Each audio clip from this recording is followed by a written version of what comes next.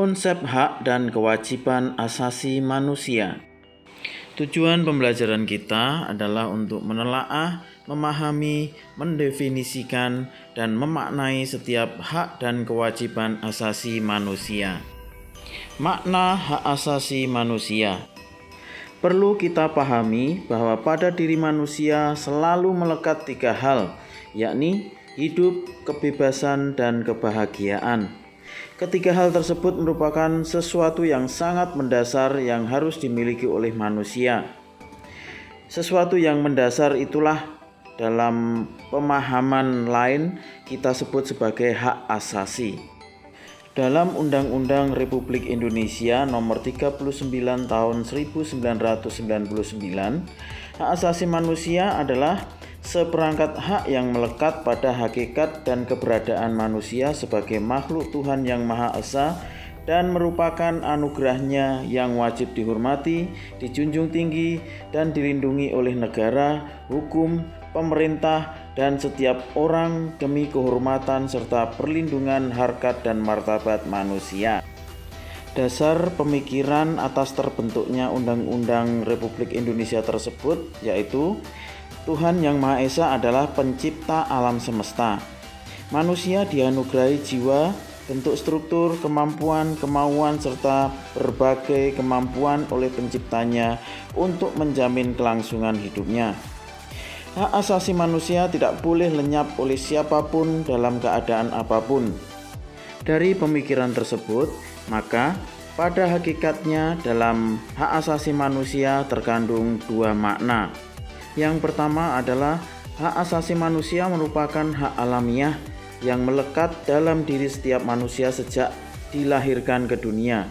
Hak alamiah adalah hak yang sesuai dengan kodrat manusia sebagai insan merdeka yang berakal budi dan berperi kemanusiaan. Tidak ada seorang pun yang diperkenankan merampas hak tersebut dari tangan pemiliknya. Dan hal ini tidak berarti bahwa hak asasi manusia bersifat mutlak tanpa pembatasan. Karena batas hak seseorang adalah hak yang melekat pada orang lain. Bila hak dicabut dari tangan pemiliknya, manusia akan kehilangan eksistensinya sebagai manusia.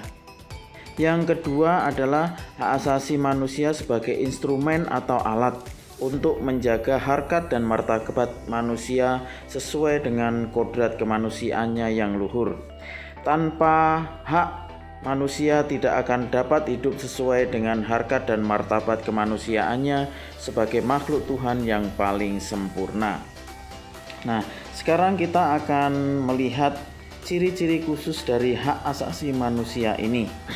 Yang pertama adalah hakiki. Artinya hak asasi manusia adalah hak asasi semua umat manusia yang sudah ada sejak lahir. Kemudian universal, artinya hak asasi manusia berlaku untuk semua orang tanpa memandang status, suku bangsa, gender, atau perbedaan lainnya. Berikutnya tidak dapat dicabut, artinya hak asasi manusia tidak dapat dicabut atau diserahkan kepada pihak lain. Dan tidak dapat dibagi, artinya semua orang berhak mendapatkan semua hak, apakah hak sipil, politik, atau hak ekonomi, sosial, dan budaya. Pengakuan terhadap hak asasi manusia pada hakikatnya merupakan penghargaan atau pengakuan terhadap segala potensi dan harga diri manusia menurut kodratnya. Hakikat tersebut tidak hanya mengundang hak untuk menikmati kehidupan secara kodrati, sebab dalam hakikat kodrati itu pun terkandung kewajiban pada diri manusia tersebut. Oleh sebab itu, maka marilah kita juga mendalami makna dari kewajiban asasi manusia ini. Secara sederhana, kewajiban dapat diartikan sebagai segala sesuatu yang harus dilaksanakan dengan penuh tanggung jawab. Dengan demikian, kewajiban asasi dapat diartikan sebagai kewajiban dasar setiap manusia. Dalam Undang-Undang Republik Indonesia Nomor 39 Tahun 1999 dinyatakan bahwa kewajiban dasar manusia adalah seperangkat kewajiban yang apabila tidak dilaksanakan tidak memungkinkan terlaksananya dan tegaknya hak asasi manusia.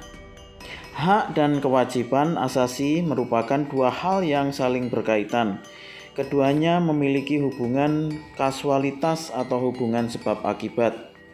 Seseorang mendapatkan haknya dikarenakan dipenuhinya kewajiban yang dimilikinya. Demikian juga, hak yang didapatkan seseorang sebagai akibat dari kewajiban yang dipenuhi oleh orang lain. Hak dan kewajiban asasi juga tidak dapat dipisahkan, karena bagaimanapun dari kewajiban itulah muncul hak-hak dan demikian juga sebaliknya. Akan tetapi, sering terjadi pertentangan karena hak dan kewajiban tidak seimbang. Misalnya, setiap warga negara memiliki hak dan kewajiban untuk mendapatkan penghidupan yang layak. Namun, pada kenyataannya, banyak warga negara yang belum merasakan kesejahteraan dalam menjalani kehidupannya. Nah, hal ini disebabkan oleh terjadinya ketidakseimbangan antara hak dan kewajiban. Jika keseimbangan itu tidak ada, maka akan terjadi kesenjangan sosial yang berkepanjangan. Baik, demikian pembahasan kita tentang makna dari hak dan kewajiban asasi manusia. Untuk pembahasan di video berikutnya, kita akan mendalami tentang substansi hak dan kewajiban asasi manusia dalam Pancasila. Selalu sehat, tetap semangat, berkembang menjadi pribadi yang berkarakter.